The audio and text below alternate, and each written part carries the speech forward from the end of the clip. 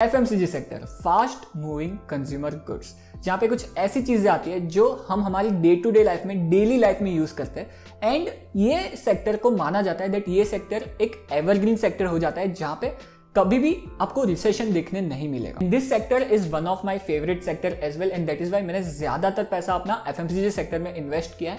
But even though this sector is evergreen sector, even though इस sector में कभी भी रिसेशन नहीं आता है, फिर भी ये सेक्टर में एक बहुत बड़ी प्रॉब्लम हो जाती है, जिस प्रॉब्लम के बारे में आज के इस एपिसोड में हम बात करने वाले हैं। Also we will discuss the solution as well, that जब आप एफएमसीजी कंपनीज में अपना पैसा इन्वेस्ट कर रहे हो and you know that FMCG के सेक्टर में ये प्रॉब्लम हो जाती है जिससे आपके रिटर्न्स मिनिमाइज हो सकते हैं, तो we will discuss the solution as well, that आपको एज एन इन्वेस्टर किन चीजों का ध्यान रखना चाहिए कि आपके रिटर्न्स मिनिमाइज ना हो एफएमसीजी सेक्टर में इन्वेस्ट करने के बाद।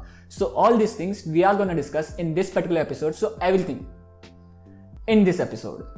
Let's get started. Hey guys, my name is Pratik. I hope you are doing well, and there are many products जो FMCG sector में आते हैं. From soap to shampoo, from salt to ready to cook food, from mineral waters to juices. And ऐसी बहुत सारी categories है, बहुत सारे प्रोडक्ट्स है जो एफएमसीजी सेक्टर में इंक्लूड होते हैं। एंड इन सारे प्रोडक्ट्स को बनाने के लिए बहुत सारी ऐसी कंपनीज है जो इंडियन स्टॉक मार्केट में लिस्टेड है, जो एफएमसीजी कंपनीज कहलाई जाती है। एंड ये सारी कंपनीज में से कुछ कंपनीज बहुत ही बड़ी ब्लू चिप कंपनीज है, कुछ कंपनीज छोटी कंपनीज है, एंड कुछ कंपनीज मीडियम साइज कंपनीज है।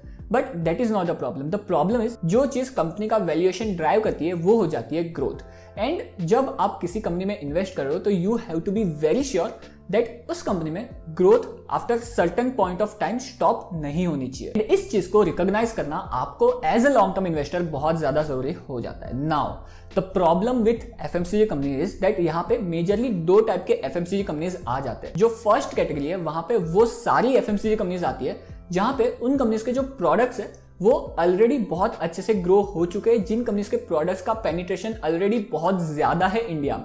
इन जो सेकंड कैटेगरी है वहां पे वो सारी एफएमसीजी कंपनीज आती है जो कंपनीज के प्रोडक्ट अभी भी अंडर पेनिट्रेटेड है, जो कंपनीज के प्रोडक्ट अभी भी वाइडली यूज्ड नहीं है ऑल ओवर इंडिया। सो जो डिफरेंशिएटिंग फैक्टर है वो हो जाता है प्रोडक्ट कैटेगरी के। जिस कंपनी में, जिस एफएमसीजी कंपनी में आप अपना पैसा इन्वेस्ट कर रहे हो वो कंपनी कौन से प्रोडक्ट्स बनाती है, एंड वो जो प्रोडक्ट्स है वो क्या अंडर पेनिट्रेटेड मार्केट को बिलोंग करते हैं या फिर वेल पेनिट्रेटेड मार्केट को बिलोंग करते हैं। एंड जिस कैटेगरी में अच्छा पैसा बन सकता है एफएमसीजी सेक्टर में, वो कैटेगरी हो जाती है जो कंपनी के प्रोडक्ट्स वेल पेनिट्रेटेड नहीं है, जो कंपनीज के प्रोडक्ट अंडर पेनिट्रेटेड मार्केट को बिलोंग करते हैं। Now you might be having a question that जिस एफएमसीजी कंपनीज के प्रोडक्ट वेल पेनिट्रेटेड सेक्टर को बिलोंग करते हैं, जैसे कि शैम्पू हो गया, जैसे कि सोप हो गया, जैसे कि शेविंग क्रीम हो गई, जैसे कि शेविंग इक्विपमेंट्स हो गए, जैसे कि टूथपेस्ट हो गया। सो ये सारे जो प्रोडक्ट्स है वो बहुत ज्यादा पेनिट्रेशन है इंडिया में। जैसे कि अगर हम सोप की बात करें तो अप्रोक्सीमेटली 85-90% पेनिट्रेशन है इंडिया में। अगर 100 लोग हैं इंडिया में रहते हुए तो उसमें से 90 लोग ऑलरेडी सोप यूज करते हैं।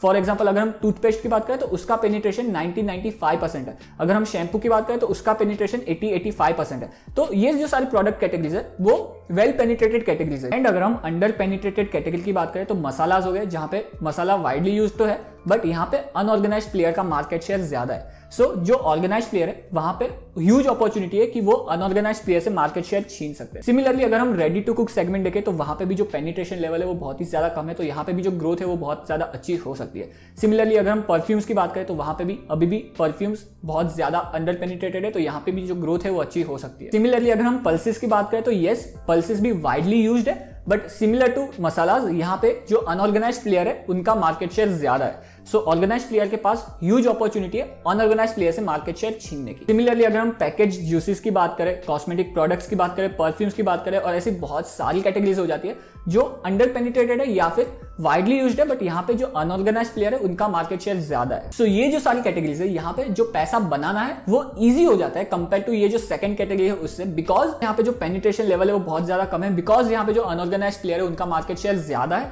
सो दैट इज वाई यहाँ पे एक नेचुरल बूस्ट है, एंड दैट इज वाई यहाँ पे जो ग्रोथ है वो बहुत ज्यादा अच्छी हो सकती है। बिकॉज यहाँ पे जो ग्रोथ ज्यादा अच्छी है, सो जो कंपनीज इस सेक्टर को बिलोंग करती है, जो कंपनीज इन सारे प्रोडक्ट्स को कैटर करती है, इन कंपनीज की प्रॉफिटेबिलिटी बढ़ सकती है, एंड ये कंपनी के लिए पैसा बनाना इजी हो सकता है। जब हम उन कैटेगरीज की बात करते हैं जहां पे पेनिट्रेशन लेवल ऑलरेडी बहुत ज्यादा हाई है, तो यहाँ पे अगर उन कंपनीज को ग्रो करना है, उन कंपनीज को अपनी प्रॉफिटेबिलिटी बढ़ानी है, तो यहाँ पे उनको प्रीमियमाइजेशन पे ध्यान देना पड़ता है। सो यहाँ पे इन कंपनीज को वॉल्यूम पे नहीं मार्जिन पे खेलना पड़ता है, बिकॉज यहाँ पे जो पेनिट्रेशन लेवल है वो बहुत ज्यादा हाई है, यहाँ पे जो ग्रोथ है वो इतनी ज्यादा नहीं आ सकती compare to this category. And that is why इन सारी कंपनीज को अगर अपनी प्रॉफिटेबिलिटी बढ़ानी, प्रॉफिट को ग्रो करते रहना है, तो इन सारी कंपनीज को मार्जिन पे ध्यान देना पड़ेगा, इन सारी कंपनीज को वैल्यू ऐड करनी पड़ेगी प्रोडक्ट में, और उन सारे प्रोडक्ट्स को हायर मार्जिन में बेचना पड़ेगा। अगर मैं आपको एक बहुत ही अच्छा एग्जांपल दूं तो बिस्किट्स की कैटेगरी में भी पेनिट्रेशन लेवल बहुत ज्यादा हाई है। सो यहाँ पे आईटीसी ने क्या किया, दैट डार्क फैंटेसी को लॉन्च किया, which is the premium biscuit, जहां पे अगर आप एक पैकेट को देखो तो 30-35 रुपीज का एक पैकेट आता है और उसमें सिर्फ 5 से 6 बिस्किट्स होती है। So this is a very good example of premiumisation,